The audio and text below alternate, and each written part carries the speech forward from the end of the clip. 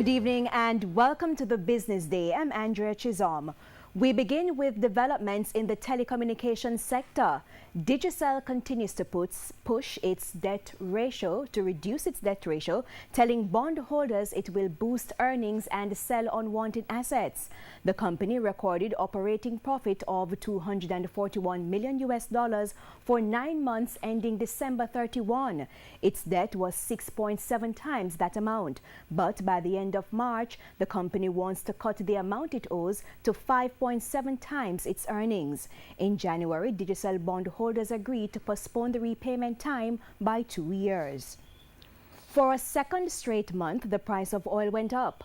Oil for delivery in April was selling for $57.22 a barrel at the close of trading.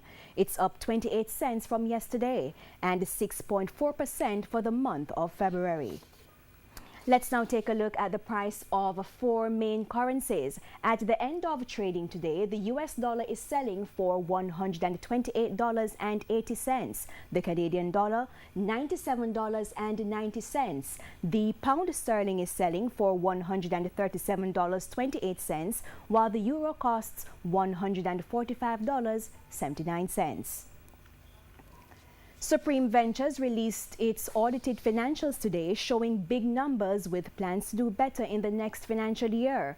The financials showed $62 billion in revenues, over $2 billion in profits, and taxes and fees reaching $7 billion. The company says it's therefore on the threshold of a tipping point in its history. The management says its plans are aggressive and it's confident that it will be able to expand and grow. To the stock market now.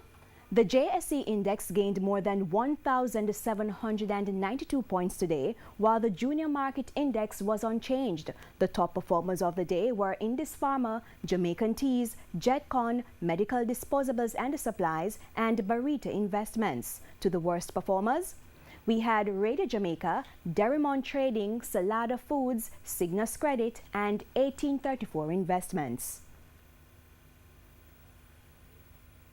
And that's the Business Day. I'm Andrea Chisholm. Good evening.